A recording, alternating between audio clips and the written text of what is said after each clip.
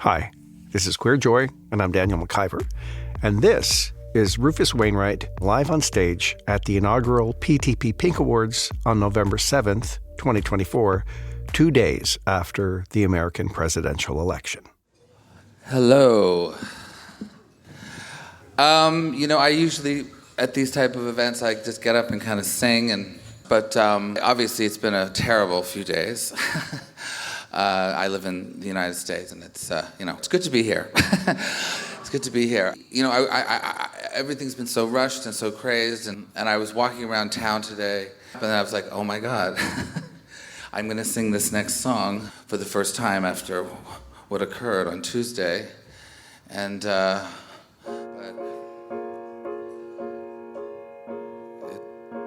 it struck me.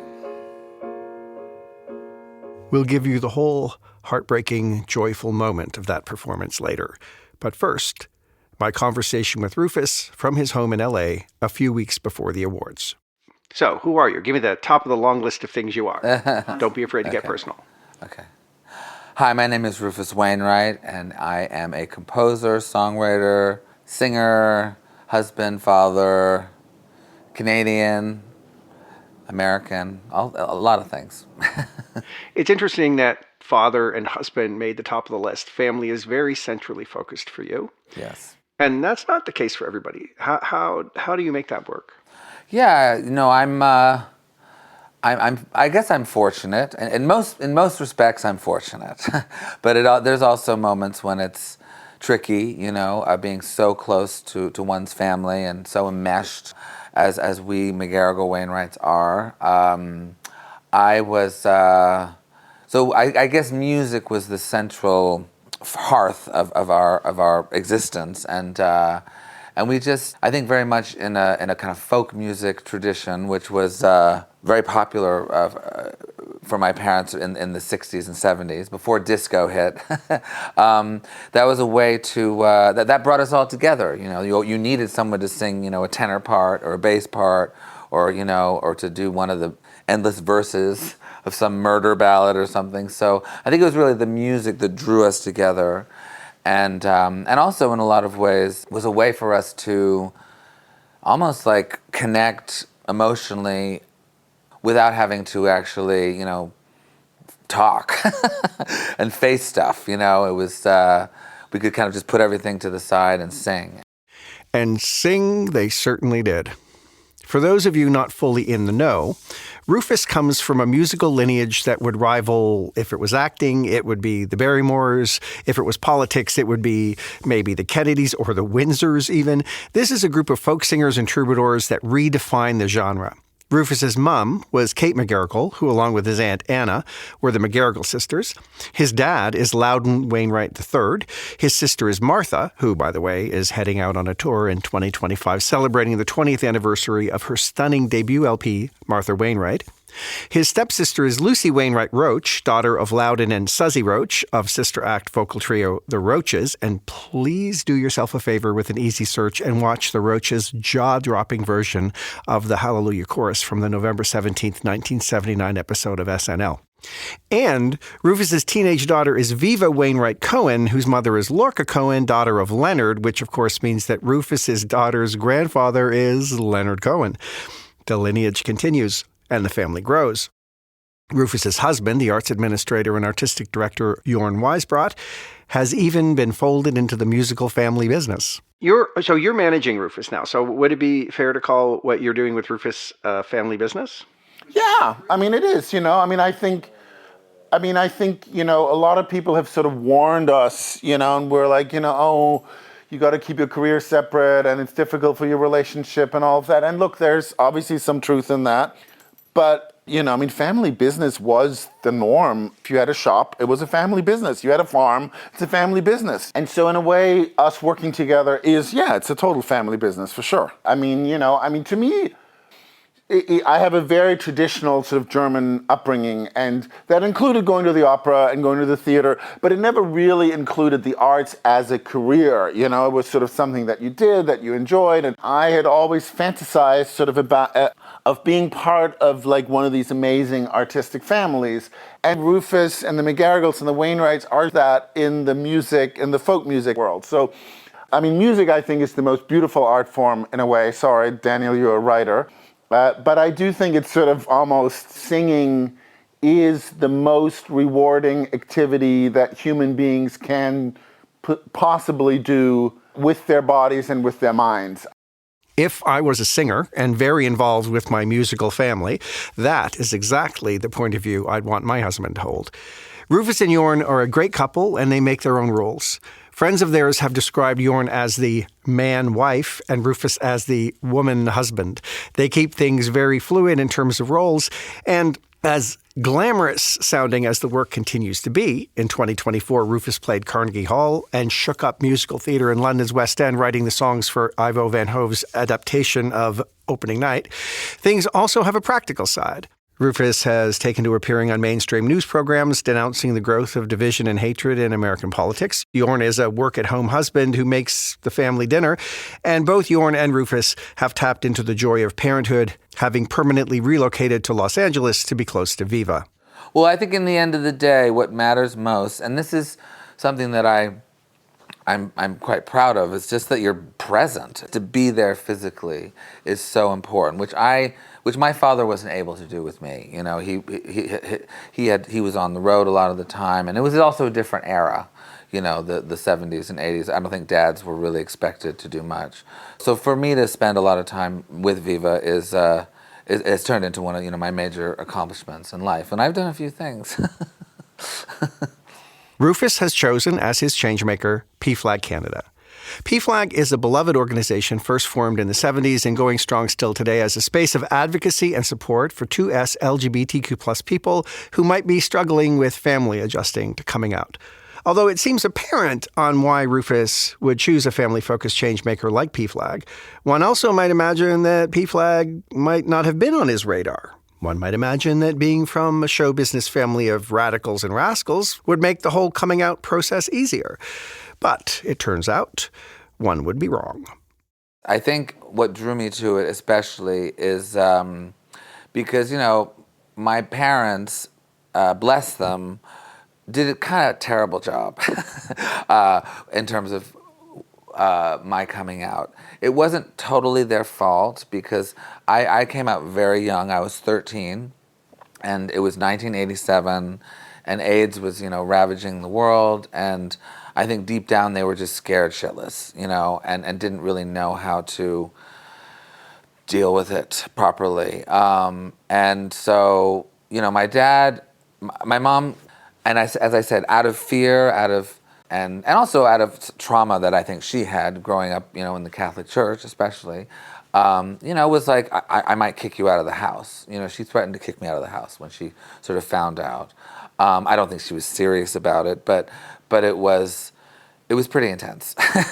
And we then later, came back together, and she apologized, and we were able to, and she loved Jorn, and she and we discovered opera together. We went on that journey together, and it was great. But it was not an easy road, shall we say. So I do remember, quite young, seeing these moments where parents would come out and really, unabashedly support their children, and being just so blown away by that, and really, aching for it. It was something that I really needed, and that I didn't get. It's hard to describe the feeling of being at a pride parade and seeing PFLAG come into view with their rainbow flags and homemade signs. Love makes a family, blessed with a gay son, free hugs. It's like the sun coming out, and at the same time, like our hearts all filled to breaking. We were all aching for it. It didn't matter how old we were. All of us were children for that moment and feeling it all. Gratitude, regret, tears, tender affection, and love. So many of us suddenly so aware of how outside we had been, now inside. After the break, we'll feel the warmth of PFLAG. I'm Daniel McIver, and this is Queer Joy. The 2024 PTP Pink Awards was made possible by the generous support of our sponsors, and we are deeply grateful for the generosity of our title sponsor, Decium, the Abnormal Beauty Company. Thanks to Sarah Frumstein and the entire Decium team.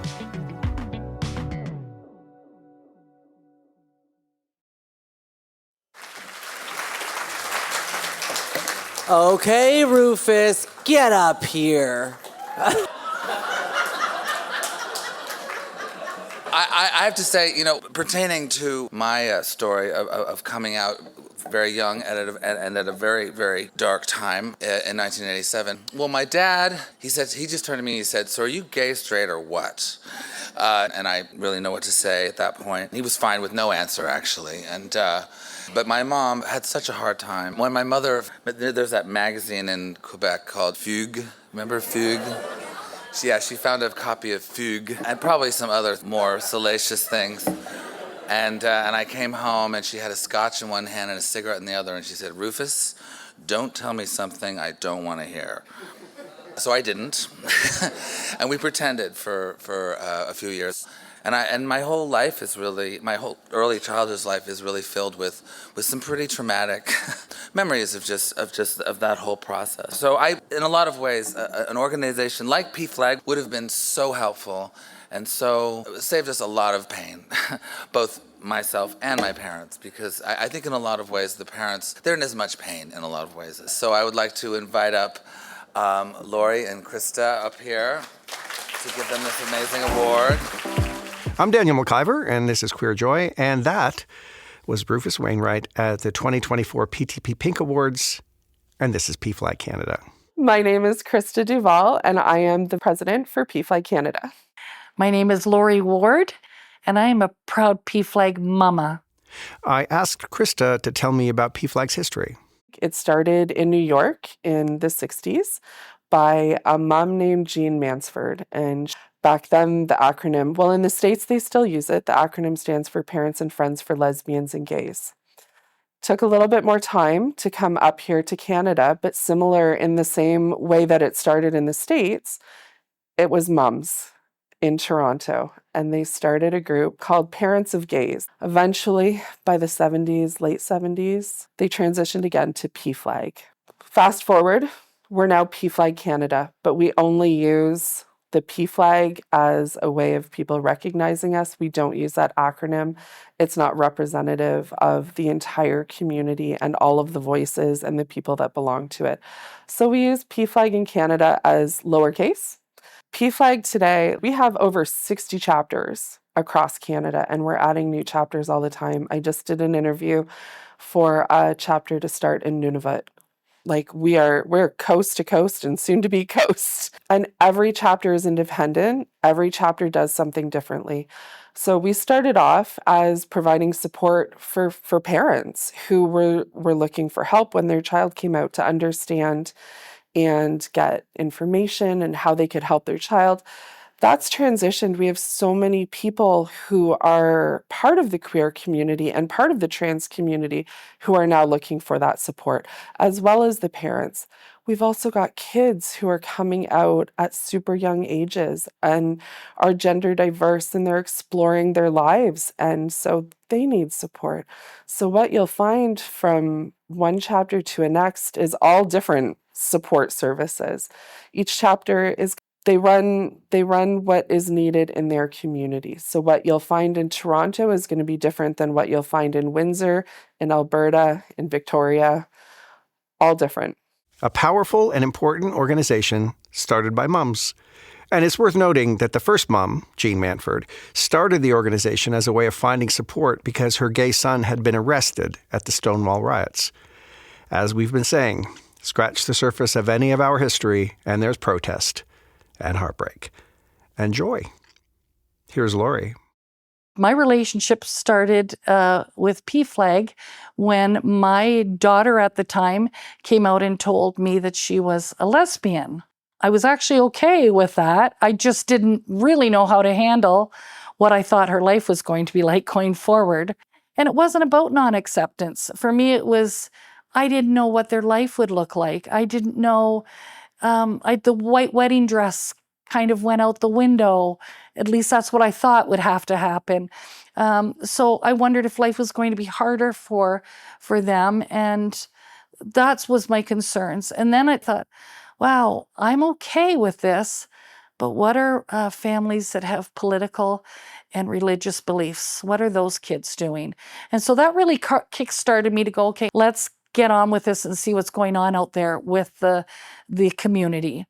So I contacted Rosie O'Donnell, and Rosie actually wrote me back and said, find your nearest PFLAG chapter. At that time, there wasn't an active chapter in our city, so I quickly needed to take some training and got our organization up and running again.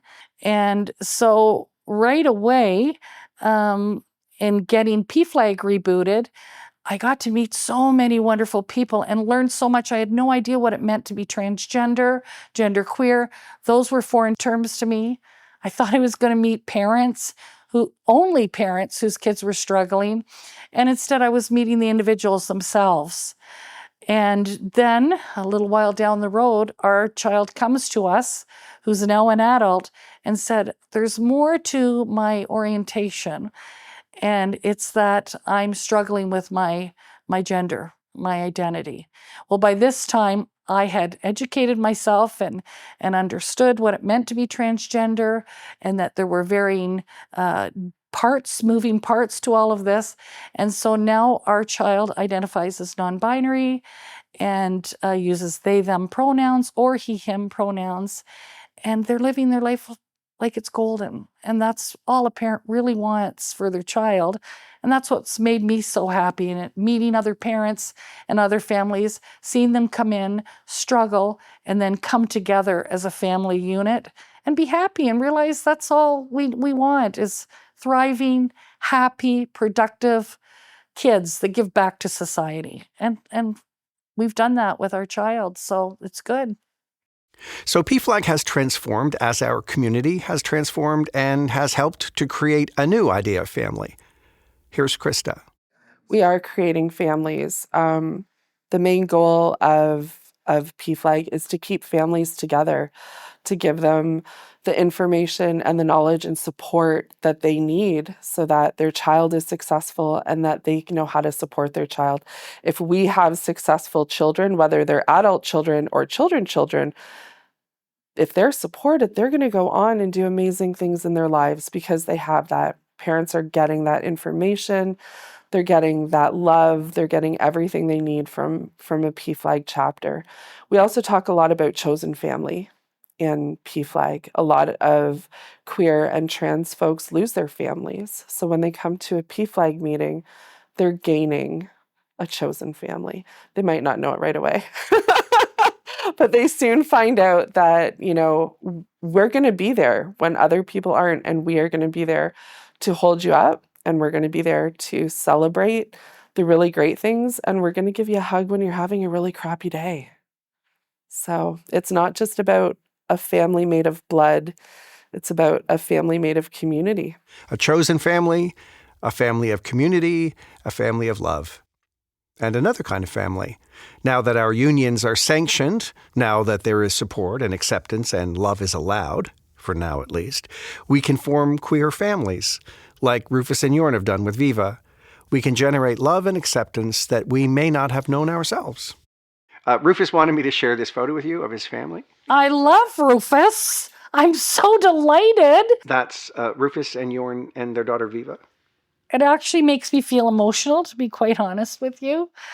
How wonderful now that a child can be loved by two male partners or female or transgender. Like this, our world's coming along. Not fast enough for some of us, but to see that's beautiful. She's a lovely, happy little girl. It's just all about love. PFLAG is love. This picture is love. So I'm happy to see it. That got me choked up. Well, that's a beautiful thing. It's a beautiful thing. And this is what our work's all about. It's about making sure families understand You are okay. You go live your lives. Stop fretting about things. Stop thinking about what people think, when love will always win. Let's hope. Let's hope that love will win, that joy will rise from heartbreak and protest, that family will form from community, like it did on November 7th, 2024 at the Pink Awards, in many moments, but probably most clearly, most heartbreakingly, most defiantly, in the moment we lifted our heads and saw that queer room and realized that we were outsiders inside something together, that we were family. We'll leave you with this. I'm going to a town that has already been burnt down. I'm going to a place that has already been disgraced. I'm gonna see some folks who have already been let down. I'm so tired of America.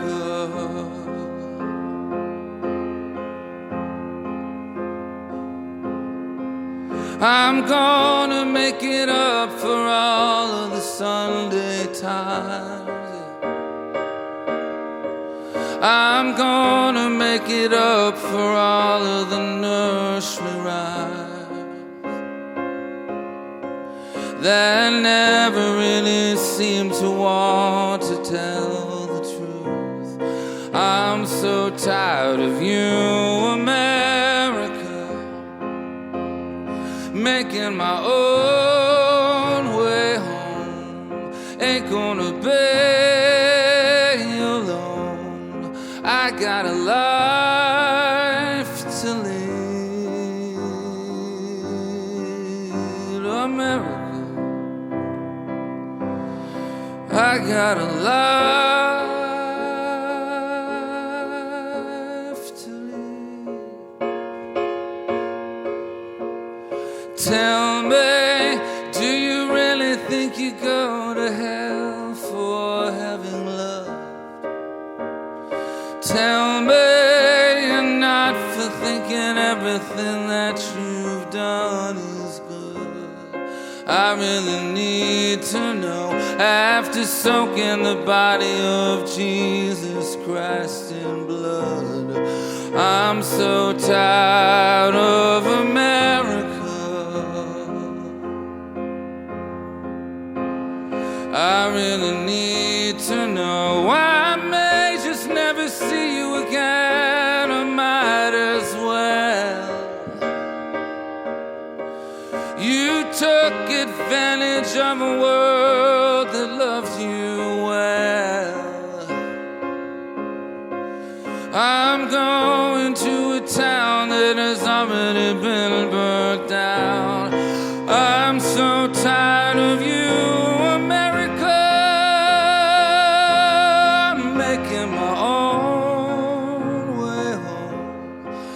gonna be alone. I got a life to lead, America. I'm Daniel McIver, and this has been Queer Joy. I got a life